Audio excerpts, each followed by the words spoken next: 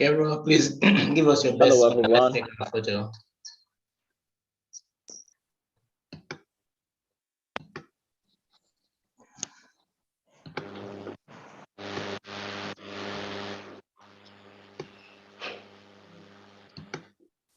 Hello, John. Can you hear me? Loud and clear. Can you hear me? My earpiece is not working. All right, all pictures taken. So we're good to go. We're taking the photos. Oh, we've taken the photos. Okay. You're supposed to say ready, steady, go. So we'll know. I think he wanted to catch you unawares. Oh no, that's not good. With my teacher face on. So can we hear Dr. Amma now? I hope so, because Dune has made some modifications, but We can. we'll just go with it. Good. All right. Okay. Dune has asked me to go ahead. Dune, are we also live on Facebook? I believe so. All right. Hello, everyone. Thank you for joining us. This is the Think and Reimagine podcast. It's the first live recording for the year. Happy New Year, everyone. And thank you for joining us. And it's also the first time we're opening this podcast to the public to join us via Zoom and also participate. So if you're watching this online, you can get the Zoom link and join us. Changing course, transforming education. That was the theme for this year's International Day of Education. And we have followed the debate on what is considered the essential triggers of transformations needed to build more equitable and inclusive education systems that we expect will accelerate progress towards SDG 4.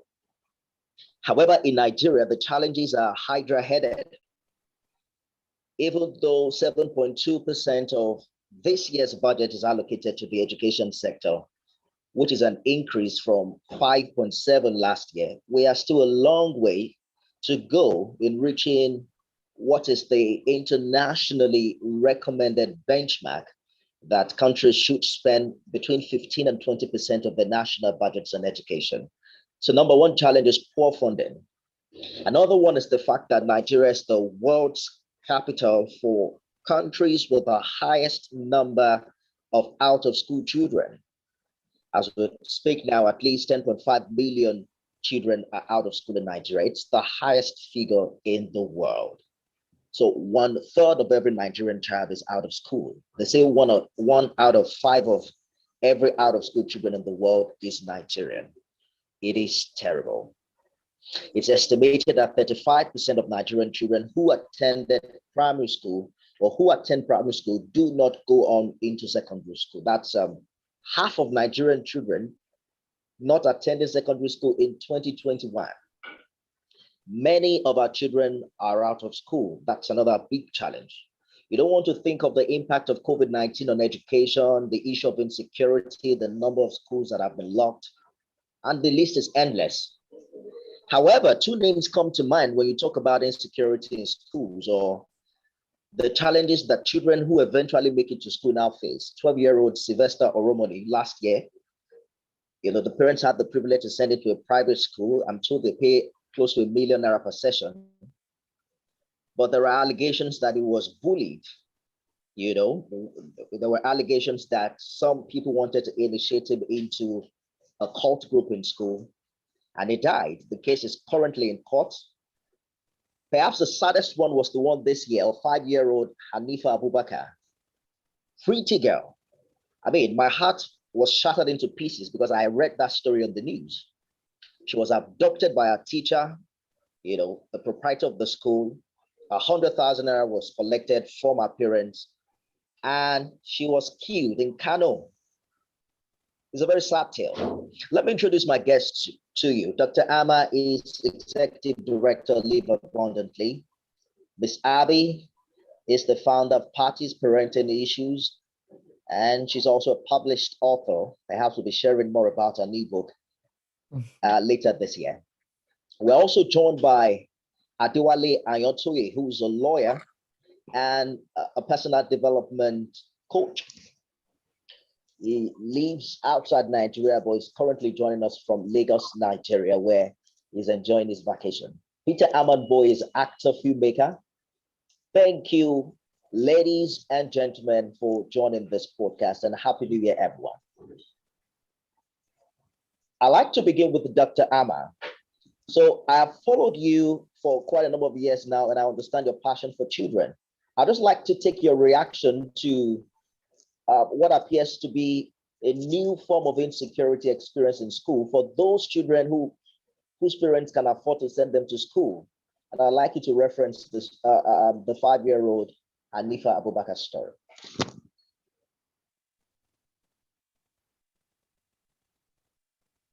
Anthony, I'm not sure that I got the question within that statement. Perhaps it wasn't clear. Can you please repeat it? Dr. Ama, can you hear me now? Yes, now I can. I was asking for your reaction to the tale, the sad story of Hanifa's experience in school in Kano, the 5-year-old girl who was kidnapped and killed by her abductor, who turned out to be a teacher and proprietor. Well, what can I say? It is most unfortunate that this young girl has lost her life. It is also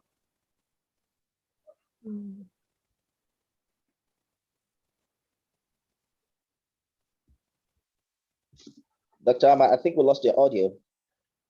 Is it just me? Yeah, we can't hear her. We can't hear you, Dr. Ama. So I'll get back to Dr. Ama. I'm going to push this to Miss Abby. Miss Abby, you're in London, but I'm sure that you're following developments in Lagos. How do you react to this? Back to back, December and January, we're hearing a very sad tale from Nigerian schools. What kind of chord does it strike with you? Thank you, Nifemi. Both cases of Sylvester and Hanifa are very sad indeed. And of course, we know Sylvester Romani's case was the first case, and it was widely publicized on Instagram and all the social media platforms. Hanifa's case is newer, so I have less information about that. But with regards to Hanifa's case, that I actually want Dr. Ama to speak on this one. So maybe I should take the Sylvester case and talk about that. There was a tussle in the case, pushing forth and back the blame and the fault lines between, the parents and the school. But the reality is a school acts in loco parentis of a child, in the place of a child. That means that they should make decisions in the interest of the child only. So if there are cases of bullying in the school, they should react as a parent would do. It's like two siblings fighting, part the fight and tell them off and counsel them and talk to them and advise them as to what to do. So it's a shame that this wasn't addressed at the school, because clearly it wasn't a new case of bullying. There must have been a history of bullying at the school that wasn't addressed. From a personal perspective, having worked in the educational sector in Nigeria for many years, what I find is a lot of the teachers are afraid to speak. They're afraid to speak up. They're afraid to lose their jobs. They're afraid to deal with the issues. They'd rather sweep everything under the carpet. In the case where as a teacher, you notice that a child has some scars or some, evident signs of abuse, you're supposed to immediately alert the school authorities who would call in the parents and should deal with this. So maybe in Sylvester's case, I don't know the exact details of what happened, but if he was in class, the class teacher would have known the child was in pain. The child wouldn't have been able to concentrate or move around properly. If he was in the sick bay, the parent should have been called immediately, or the child should have been taken immediately to the hospital. So there's an indemnity form that is signed by the parents when a child joins a school that says that the school has authority to take the child to a hospital if there's an accident. So if it was indeed a football accident, there's a broken bone or a fracture or anything, the child should be immediately transported to the hospital. It shouldn't be the case where the school is calling the parents to transport the child to hospital. So in my opinion, the fault doesn't actually lie with the parents in the first instance. First instance, the fault lies with the school. Throw this back to the I can hear a lot of echoing in the background.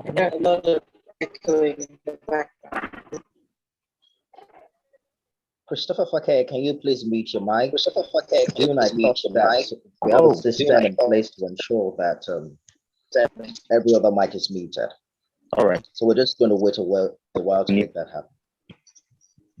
Okay, I think okay, it's much better now. There isn't an echo. So this brings us to the topic of trauma, where the victims of abuse in a school are being traumatized. And the school itself isn't trauma informed, so they don't know how to address the issues. The teachers themselves are traumatized. I think there's a system, it's a revolving cycle. Unless they get the education, we can't really address the problem. So first of all, I discussed the pushing forth and back of whose fault it is. In the first instance, it's the school's fault. It's not in our place to even discuss what happened when the child was taken home. This problem, the inception of the problem began at school. There could also be an issue with children not telling parents exactly what is going on at school as well, for fear of being unappreciative, for fear of disappointing the parent. There could be that as well. But the issue here is a child was hurt and wasn't dealt with. And then we can discuss the trauma around the situation, the underlying trauma the children suffer in education institutions. The last we heard from the police before the case was taken to court was that an autopsy was carried out, and the police is saying that there are no forms of abuse or no form of bullying or beating as alleged by the parents. However, beyond what you've talked about what the school should do, I remember that as a student, bullying was a part of education. As a matter of fact, if you go home to report to your parents, they will tell you that you should man up, and that is just for a while. You're also going to become a senior and you will get better. I mean, that was my experience, schooling. I was in boarding school for 6 years. Bullying. Nifemi, there are different types of bullying. There's your short bullying or your skinny bullying. There's the verbal bullying, there's physical bullying, psychological bullying, like we saw, I think, that like we hear of, because I can't remember where it was, where, they tell them to do all manner of things, So they're different, the kind of bullying you're talking about is the character building type that used to be acceptable, but actually now is not acceptable at all, Nifemi. Used to be acceptable. Exactly the point I was making, that how do we begin to draw a line, particularly when we talk about what is wrong with our school system? What is that thin line? What is that line that we can identify, that must not be crossed? Because now in our hands, in the case of Oromoni, we are told that there was a video testimony of him alleging that he was beaten by his colleagues. What kind of changes do you think should happen in that regard? Many changes. I think every schools need to go back to the drawing board. I think the first thing that needs to be done is trauma-informed practice. Teachers need to know why they're there. Educators need to know why they're there. They're primary caregivers to the children, and they should assume that role, in all forms. They're not just there to instruct, to deliver education. They're also there to nurture the children. So when you say where can the line be drawn, I think as of now, there is no line to be drawn. I think everybody must speak positively, in school. I know there will be on the playground, as I said, you're short, you're tall, you're skinny, children will always be children,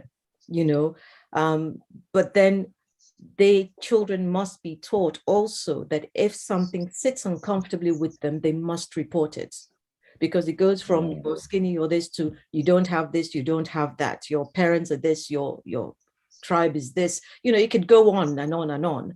So when the child doesn't feel comfortable, then the child should report. But the children will not report if nothing is being done. So the reporting as well. And then here we talk about safeguarding, so safeguarding practice must be established in schools in Nigeria. And I'd like Dr. Amma to come in because she's quite an authority on safeguarding, but safeguarding is a lot to do with not just the legal aspects of safeguarding, how do you report to the right authorities or to the right people? How do you come together as a team to address the problem? To guard the child safely. I think that's the easiest way for me to explain safeguarding. We'll get back to Dr. Amma shortly. I think that she's still fixing our connection.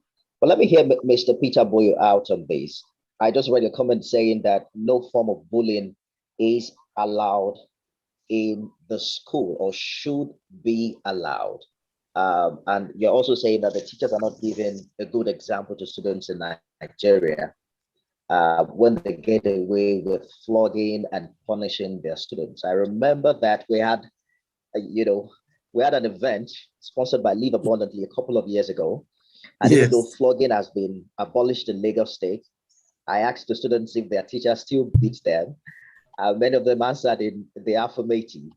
This is Africa, by the way, where, we beat our children. I mean, that's very controversial, but we spank. It is part of the way we raise our children. But moving forward, given, the complications that we have suffered in the past year, and many of such incidences and instances, what would you say has to be done differently, particularly in an area where students or we have students leaving school and the kind of supervision that we have is not as airtight as it should be? Okay, I didn't get what part of the question. What are you asking me? The line is wavy. I'm asking you what you think can be done differently. Can you hear me, Mr. Yes, Boyo? Yes. I hear you. Okay, I'm asking what you think can be done, differently in a situation where the supervision is not even as it should be, particularly in our boarding schools. Oh, okay.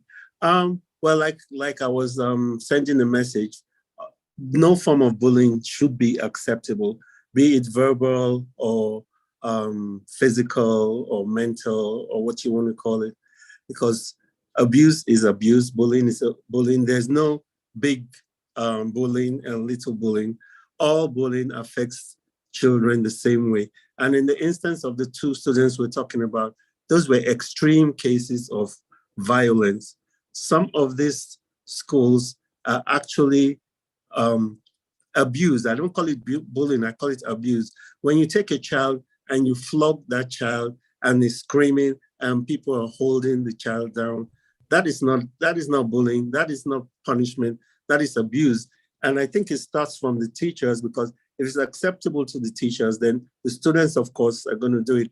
I was speaking with some students a few weeks back, and one of them told me, oh, I'm now a senior student, so I'm going to do what was done to me. And for girls, I'll tell them to kneel down. But for boys, they're going to do the plank, and they're going to do it for an hour. And I'm like, do you know what you're saying? He's like, well, they did it to me, so I'm going to do it back. So the narrative has to change. It has to be just like Ms. Abby said, the rules just have to be taken back to the drawing board, and they have to be enforced, because these two cases we're talking about, they're just not in isolation. This is happening every single day. It just might not be in the social media or in the news, but it's happening. It's not an isolated incident. So I think we should really go back to the drawing board and pay attention. And as parents, we should speak up. If your child comes home with bruises and injury, or is not behaving the way he or she should, you should ask questions and then take it up and confront those teachers. Even though we're in Africa, it doesn't matter. Abuse is abuse, because you grow up thinking in that way. It was done to me, so now I'm going to do it back. So I believe, yes, we're in Africa, but if we can change with social media, we can change with punishment, we can change with the times. It's not acceptable as far as I'm concerned. Let me bring Wale into this conversation. You've had the privilege to study both in Nigeria and outside Nigeria. Perhaps you can help us draw the parallel. When you move from, secondary school here to the university, it goes beyond, being bullied by a colleague or being physically bullied by your teacher. It's also the kind of fear and respect that the institution demands that you have for your lecturers and your professors. And it gets to a point where you even, you dread looking them in the eyes to question their method or their system. How different is that system, for instance, in the US, and what do you think Nigeria can learn? Absolutely. Thank you so much, Nathan. There is a distinctive difference between the education sector in Nigeria and the education sector outside of Nigeria. And that is because the education sector in Nigeria is built on fear. You have to fear your teachers. You have to fear your professors. And it also comes down to the fact that many of the people today that we have in education sectors in Nigeria never started out their career to be teachers. So a lot of these people who are teachers are frustrated because they couldn't find another job. So somebody who's already frustrated, coming into a profession that is extremely delicate, because these are people's lives that are being placed in your hands. Either kids in primary school, or kids in secondary school, or kids in university. The fact still remains that you're supposed to be the shining light for them in that darkest moment. Guide them, lead them, teach them, nurture them, and mentor them. But a lot of these teachers themselves actually need guidance, teaching, mentoring, and everything in between. So the problem with that is when you have people who only saw teaching as a means of, I just need to pay my bills. So even when kids does something that kids are going to be kids, where you're supposed to introduce that level of expertise and the experience that you've gathered over the years to help them navigate those challenges. The next thing is, you know what, I am going to beat you. And I always ask that question, like, how does it even make sense when you're beating on somebody that doesn't even understand the gravity of what they've done? What you end up doing is you kill their self-confidence, you kill their morale. And I always say this, that every broken adult you see today started from childhood. So that is the first one. In terms of differences, a very good example for me was one of the first culture shock I experienced when I moved outside of Nigeria to study. A professor of ours at the beginning of the semester said the class is not going to require any kind of examination. It's just more about attendance. But as the class progressed, she noticed that many people are not showing up for the class. So one day she said, you know what? I'm going to turn this at the end of the semester. You guys are going to have an exam. And some of my Finnish friends, Swedish friends, went to the dean office to protest and said, no, this is unacceptable. We had an agreement at the beginning of the semester, and she's about to go against our contract. I'm somebody from Nigeria. I didn't join the group. I stayed back just in case if she decides she want to punish everybody, I can easily say, hey, listen, I am not one of them. But it also comes down to a lot of Nigerians you see outside of Nigeria today. They've been conditioned not to speak up for themselves even when things are wrong. And then we always say, you know what, just leave it in God's hands. But that is because our education system has never empowered us in such a way where speaking up is acceptable. Challenging the status quo is acceptable. Saying that this doesn't make sense, this doesn't look right, is acceptable. The moment you speak up, then you tag as rude, you tag as rebellious. And then all it takes is one teacher to go into the staff room and say, Wale's rebellious. Then every teacher is going to turn their eyes on it. So, but just like the rest of the panelists on the conversation, as rightly mentioned, one of the main issues we have today is even the teachers themselves believe that abuse and bullying is okay. So when the people who are supposed to know better don't know better, then that's a dangerous slope. And just as Peter has mentioned, the two cases you've seen in the news recently is just the one that we saw in the news. What about 1,001 other cases that have gone undetected? Growing up, I had the privilege of growing up in homes where my parents were teachers. And I remembered when I was in high school, one of the teachers beat me because it felt like as a teacher kid, I should know better. And he beat me that my back was bleeding. And when my dad saw it, oh, it was the last time anybody tried to do that. My dad always said, if he does something wrong, I alone have the right to kill him if I want to. So, but it's not every parent, and that's another issue. Also, parents has dedicated parenthood to the hand of teachers. Many parents are not involved in their kids' lives. Many parents feel like, I pay your school fees, I feed you, I clothe you, I roof you. My job is done. If parents are more involved in what is going on in their kids' lives, then they can create a safe environment where they can speak up and they can say, oh, I was being touched by my teacher. There are so many girls today in high school. We're just talking about the ones that are being bullied. There are so many girls today in high school that are being sexually harassed by their teachers, but they never have the confidence to speak up to their parents because the question is, who is even going to believe them?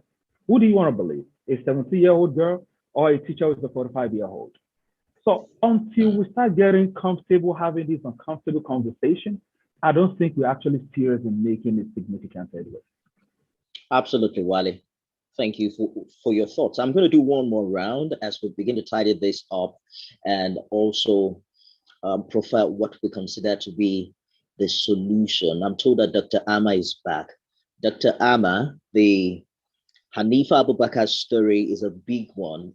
The president has reacted to it, and there's a lot of reaction coming even internationally. However, one of it would be the First Lady's reaction asking that the death penalty should be enacted as a means of punishment in this particular case. But nobody is making reference to the Child Rights Act.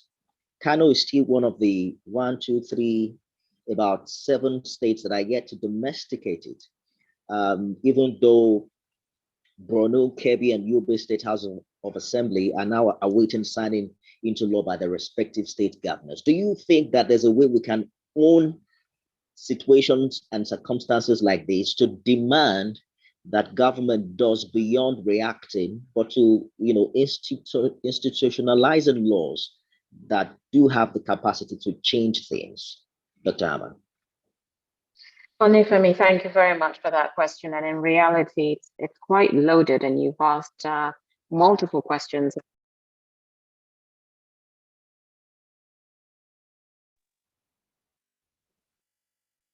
Oh my, I think we're back there, Dr. Amma.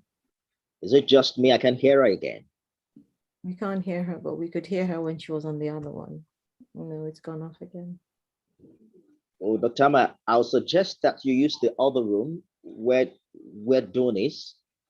It's like this particular one is tripping off. We heard you when you started talking, but then it went off again. So while we're waiting for that to happen, let me just ask Miss Abby what you consider to be the standard safety guidelines that schools should have based on your experience, as an educationist in the United Kingdom. I heard someone on the panel say that there's a sense to which parents just abandon their children and say, well, I'm paying your school fees, so the school should take 100% responsibility for you. And that's what we do also in this part of the world, where we're so busy that we just send our children to boarding schools and we expect that the school takes 100% responsibility for them. But how much of safety guidelines and what do you think is the standard that we must begin to buy? Thank you, Nifemi. So I'll talk backwards. You said we send them to boarding schools in Nigeria. I think there's a boarding school culture all over the world, in the US, in Britain, all over. But the biggest difference is that in the West, the hope is that the belief and the hope is that we do not leave the parenting to the school. As a parent, you have your role to play, and the school has its role to play. You know, as a parent, I might not be able to teach the periodic table, but I can teach my children manners. I can teach them etiquette. I can teach them about my culture and all these things, you know. So a child is, you know, the success of a child is built on the co-parenting, you know, the school doing their part and the parent actually doing their part. And it's 75% actually the parents. The children are not in school every day. They have their holidays, but that's something else to do with parenting. So parents should please never leave the parenting to the teachers or to the school. I wanted to address one or two things in talking about what we should do in terms of the drawing board. There needs to be a cultural mind shift, because a lot of people, as Uncle Peter said and Wale said, they don't understand what abuse means. Okay, the word abuse. So, and to be honest, what one sees as abuse, another might not see as abuse. But when it comes to children, we must all see abuse as being the same. When we go to education institutions where they teach people to become teachers, you notice that the best institutions for training teachers will have teachers as their students who are called.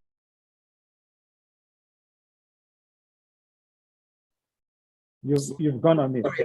So, but I'll go back to when you train to become a teacher, you already know that you are called to teach. You know that you want to teach. Just like if you want to become a professional artist, you already know that you're good at art. You don't just say you want to become a professional artist and have a gallery and have shows if you can't draw. So, but the problem in Nigeria is many people, as Wale has said, and Uncle Peter, is that they've come into the educational workforce, and out of frustration, there's nothing else. The private schools are looking for teachers. There's schools on every street corner. They are not called to teach. They don't know that it involves a lot more than just standing in front of a blackboard. In fact, a good teacher doesn't even need a blackboard, to be honest. Can teach anyhow, anywhere. So the reality is, one of the things that needs to be addressed is, who are we employing to teach? Can we encourage those who actually have a natural calling to come out and say, I want to teach? Because some people are embarrassed when they have this calling to be a teacher, and they feel that people will look down on them, will say, is that what you want to do? Teacher care, just like in all creative professions, they're often told not to do that, to leave it and to pursue another area, another profession. So encouraging those that do have the ability to teach and desire to teach. Then when I'm talking about cultural mind shift, I'm talking about cultural mind shift when it comes to abuse, what abuse means. In certain societies, it comes part and parcel of that society. Abuse comes as part and parcel of that society. Don't talk, just take it, manage it. This is what it's like, this is what you have to put up with. But in other cultures, progressive cultures, abuse is abuse. Whether a teacher shouted on you, a teacher shouting on you is abuse. A teacher keeping you behind for no reason to tell you off is abuse. So it's not something we can isolate and say, we need to do this just for education. We need to start educating people, enlightening them, letting them know that you can't even say, when it came to the Sylvester case, a lot of people were talking about abuse and bullying. And I thought a lot of people are bullying their children at home and possibly being abusive as well. You're talking about first child. You're my first child. You must do this. You're the last child. You must do this. What is all this about the positioning of children? For example, that is abuse in itself. Saying you're the first child, so you get the biggest meat. You're the youngest child, so you get the smallest meat, or you're the youngest child, you only wear pass-me-downs, for example. You're the oldest one, all these things need to be addressed, and it's all part of cultural issues that affect our educational system. When it comes to corporal punishment, beating children in schools, this used to happen in the UK. This used to happen all over the world where children would be caned. But soon enough, they realized the psychological damage, not just the physical damage, the psychological damage it does to children. And they quickly put an end to it, and that must be taken into consideration. So we cannot say they cannot beat children in school and we're still, the people are beating children at home. People are punishing children at home. So it needs to be a wholesome change throughout in our homes and in the society as well. And we have a long way to go. I remember there was a story from Ekiti where a student had taken her teacher to court. Can't remember precisely what happened, whether the teacher had beaten her or shouted at her. It was a long process, but eventually the teacher won, unlike what you expect would happen if you were in the US. I can't remember specificity of the story, but I remember that the child was asked to apologize, or I think she didn't get what she wanted, even in the court of law. So it's very complicated in this part of the world. I'm told Dr. Amma is back. We haven't heard from her at all, so I'm just going to allow her to react to some of the things that we've talked about. Dr. Amma. Thank you, Nifemi, and I apologize, everyone, but I really have missed much of the conversation due to technical difficulties. But I did hear just a little bit of what Abby was stating. So hopefully I am in line with the general conversation today. And I heard a question that Nifemi had posed earlier. It is of my opinion that we do not understand what entails abuse. And until we begin to recognize the impact of abuse on people's lives, whether it's physical abuse, sexual abuse, name it, we do not begin to deal with the long-term trauma that abuse causes.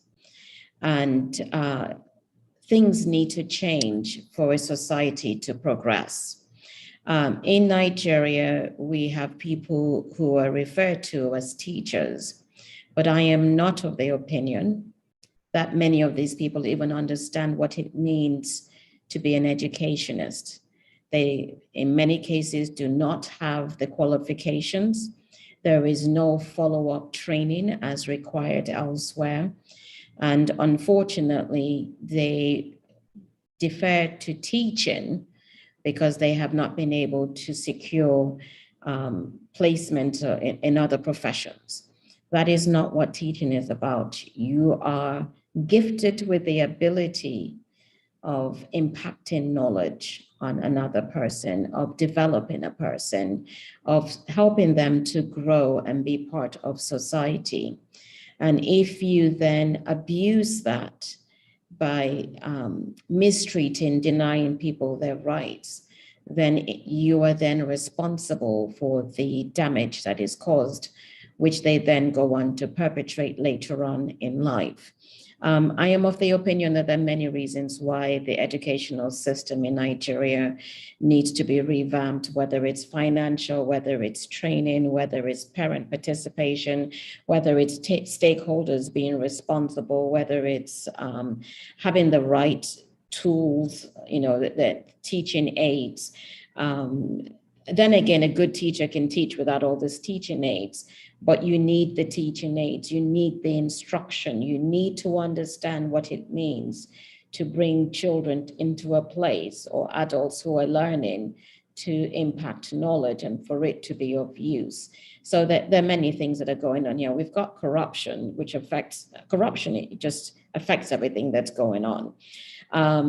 Yesterday, I got some information about a school where they decided that they were going to enforce a uniform requirement, or a new uniform requirement, to be honest. They now decided we're going to have a new uniform requirement. And the children who were dropped off by their parents were traumatized because they were sent home, or they were having the girls were having their hair cut. It was just very troubling what was going on. That is not your role as a teacher.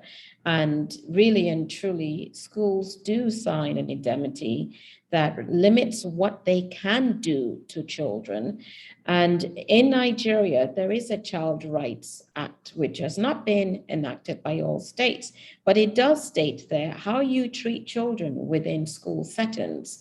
And it's unfortunate that the student who was in that state you mentioned and flogged lost her case, because if the law says you should not be flogging children or meting out capital punishment, then you really should not. But this is a country where there are rules and laws, but nobody really pays attention to them.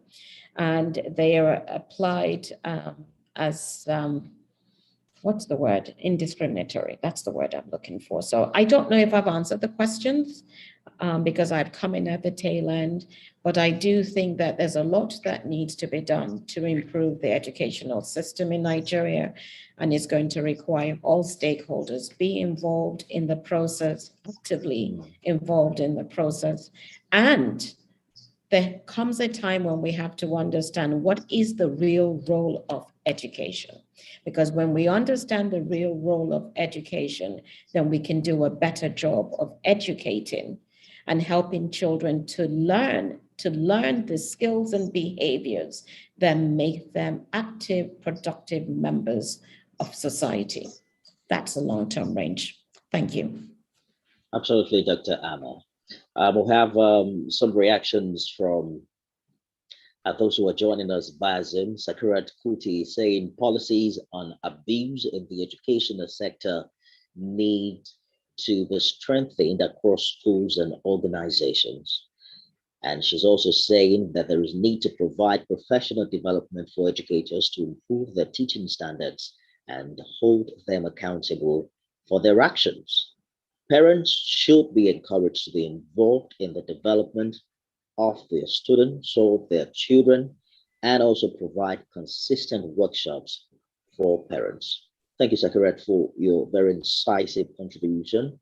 You can drop your questions if you're on Zoom on, you can send a message, a general message with your questions or your contributions. We just have about 5 more minutes for this podcast. All right, so let me go to Uncle Peter. I mean, Peter Mamboy is fondly called Uncle P. I think I should adopt that name, Uncle P.